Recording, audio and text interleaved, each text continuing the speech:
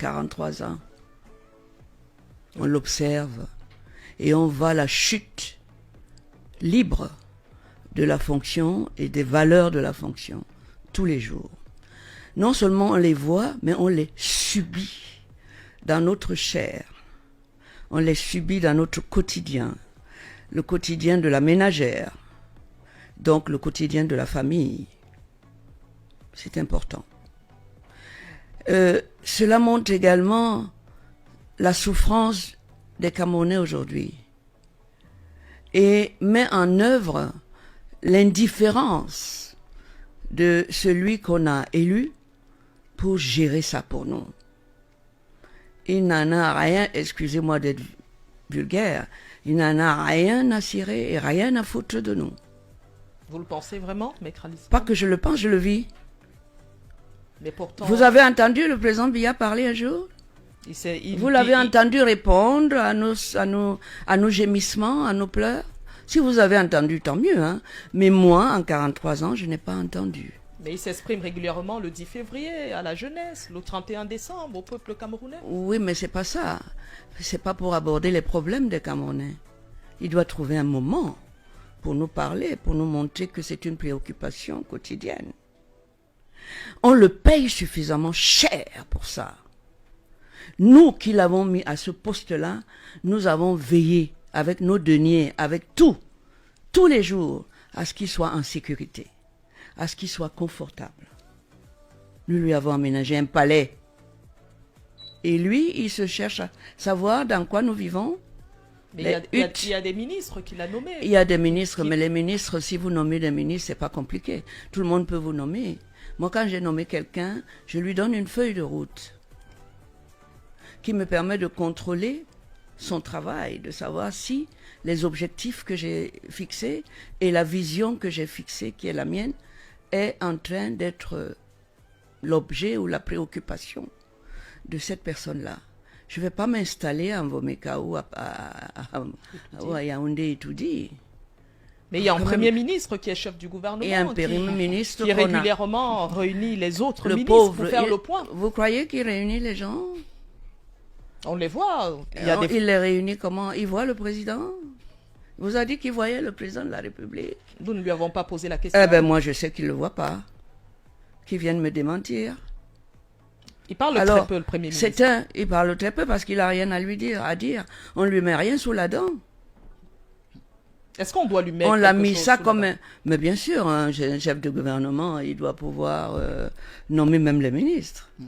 Et oui, c'est lui. Vous l'avez déjà vu présenter la liste des membres du gouvernement au président qui approuvent, comme ça se passe chez notre mère patrie, la France, dont on a copié le système politique, le système légal, le système de tout. Vous voyez bien que le président, il nomme ça pour faire son plaisir et pour mettre des petites barbales autour de lui, par-ci, par-là, pour mettre une barrière entre le peuple qu'il a mis là, à qui il doit rendre des comptes, qui lui a donné un mandat.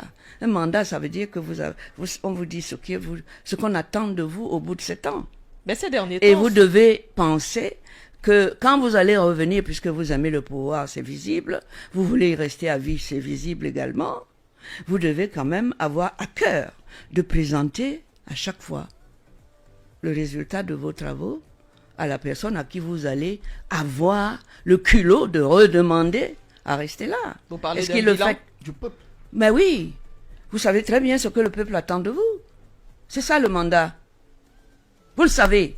Mais ces derniers temps, on a vu le SGPR, le ministre d'État, Ferdinand Ngongo. Je vous parle du président de la République. C'est lui que nous avons élu. Je n'ai pas élu M. Ngongo.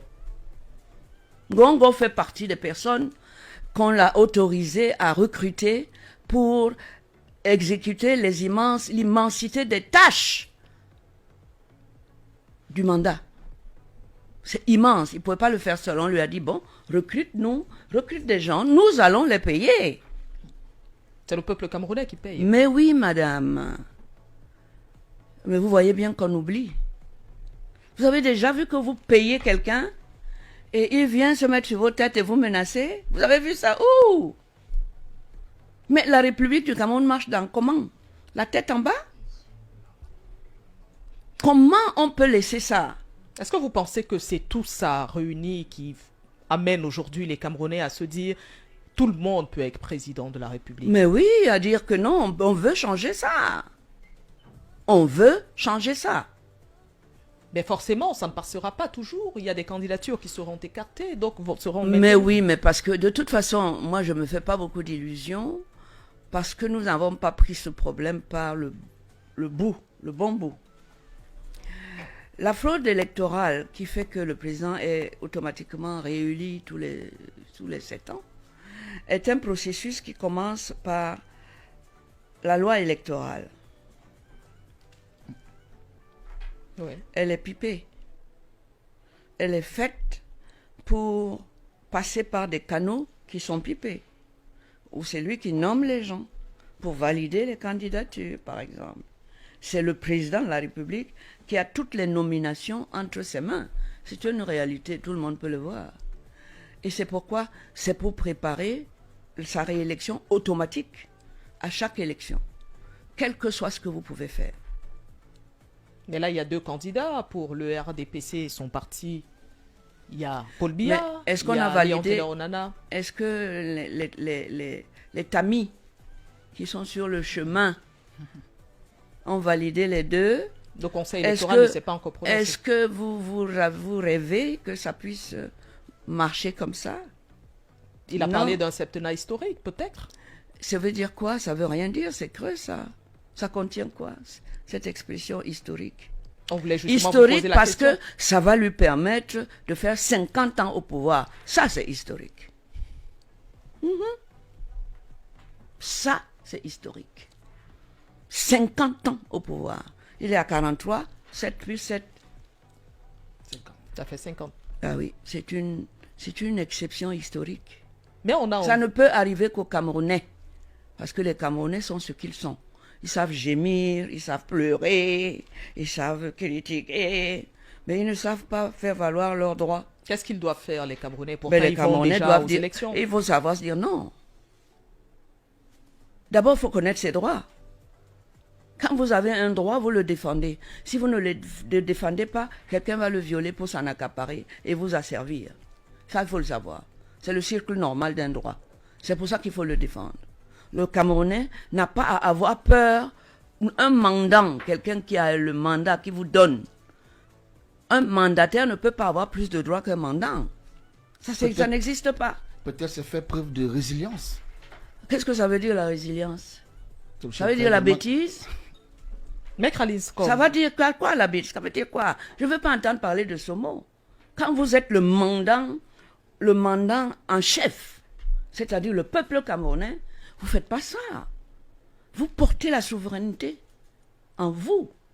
mais Maître, Vous ne devez pas ni vous laisser effrayer, vous devez l'exécuter sans complaisance. Il y a des lois pour ça. Il y a des conventions internationales pour ça, qui vous protègent, qui sont des lois supérieures à celles de Kavaï et ici à Yaoundé. C'est elles qui s'appliquent. hier, on évoquait le taux de participation et d'abstention aux élections dans cette émission même, Sacré Matin, qui est suivie à la radio, mais également à la télévision. Et on faisait une petite comparaison des années électorales, notamment de la présidentielle. Si on va en 92, on a un taux d'abstention de 28,13%. En 97, 13% de taux d'abstention. En 2004, 20,48% de taux d'abstention. En 2011, 31,72%. Et en 2018, la dernière élection présidentielle, eh bien, on a enregistré un taux de participation de 53,54%, mais un taux d'abstention de 46,46%. Est-ce à dire que les Camerounais ne veulent plus aller voter? Oui. Ce en quoi ils ont tort. Les Camerounais doivent savoir qu'ils détiennent le pouvoir souverain. Ce n'est pas un pouvoir qui se renouvelle tous les 7 ans, ni tous les 20 ans. C'est un pouvoir permanent. Vous imaginez le président de la République, qui est le chef du pouvoir exécutif, en train de dire qu'il n'exerce pas, qu'il ne travaille pas. Donc la première faute, c'est celle-là. Vous imaginez l'Assemblée qui a le pouvoir législatif en train de dire on ne vote pas les lois? Pourquoi le peuple qui détient le pouvoir souverain, qui permet aux autres de puiser pour 7 ans pour les uns, pour 5 ans pour les autres, comment ce peuple peut dire qu'il n'exerce pas? Ça n'a pas de sens. C'est une démission criminelle de notre part pour ceux qui font ça. Ils tuent la démocratie. Ils tuent le pouvoir souverain du peuple. Ils fait profiter le pouvoir exécutif et le pouvoir de ceux qui veulent s'éterniser au pouvoir, sans le savoir. Donc il faut voter le moment venu. Il faut absolument exercer le pouvoir. Le pouvoir consiste pour nous à être ceux qui nomment le président de la République. Vous avez déjà vu le président de la République qui nomme les ministres, qui ne nomme que les ministres, nous on le nomme, dire je ne nomme pas les ministres parce qu'ils sont voleurs, à col blanc, enfin toutes ces expressions, non. Il continue à nommer parce que c'est un pouvoir qu'il faut continuer à exercer toute sa vie, pendant tout son séjour là-bas. On ne s'arrête pas, sous aucun prétexte. Quand on remarque qu'il y a des anomalies, on essaye de les corriger et de remettre l'exercice du pouvoir sur les bons rails. Point barre. On n'a pas deux alternatives. Maître Alinscombe, notre invité